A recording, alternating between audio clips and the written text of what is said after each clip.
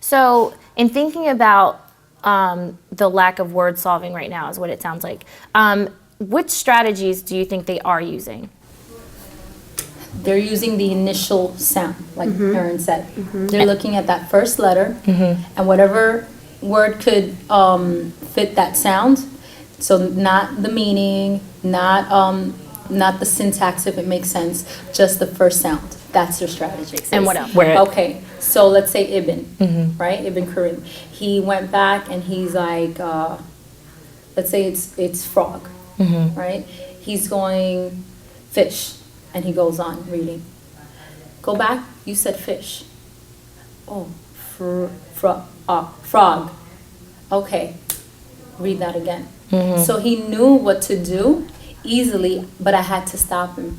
So for me, it's kind of like now getting them back into the mindset that this is how we read, and if you don't know what it says, it's not going to make sense, and now you don't know what the story is about anymore. Right. But if they know their blends, and it's actually coming from you, right?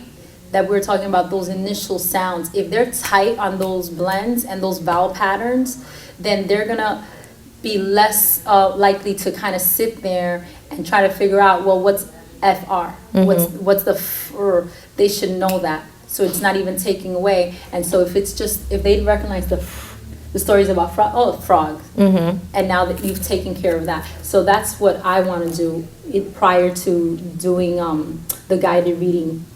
And then, and depending on the group, on the reading comprehension, like those flashcards with the blends, the L blends, the S blends, the T blends, and the vowel pattern ones. So, so that's definitely great because we want them to read the blends quickly. But I can't help but think about where the blends are in the word. So you guys identified that they'll read the beginning, but then not finishing through the word. So what else could you incorporate into the word work that's going to get at that strategy of not only looking at the beginning, but also continuing through the end? The chunking. I think, speak more to that. What do you? So definitely the chunking as well. So that's again a strategy that they know from kindergarten, but again, they're not internalizing. So it's, okay, chunk it. What does that mean?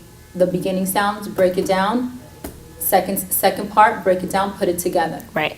So now that's that strategy where that's different than the beginning sounds and the blends and certain vowel patterns, but it's putting it together. So now you know your blends, you know your vowel patterns. Let's chunk it, put those sounds that you know, and read through. And so you identified chunking as a strategy that you should do in your actual analysis, but it's not here in the implication. So putting that into the implication and then being even more specific about which chunks you're going to start to identify or exactly how you're going to do that. So I'm not sure if you would prefer to do like, okay, we're going to introduce these chunks, or if you're going to do it more from like a procedural thing of like we're teaching them how to identify the chunk.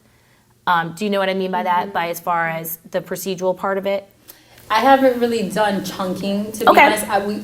The way I interpreted chunking was just any longer word or any word. Right. Okay, first sound, what's that sound? Second sound. So I don't know what the kind of like the breakdown of this is how we chunk, or this is.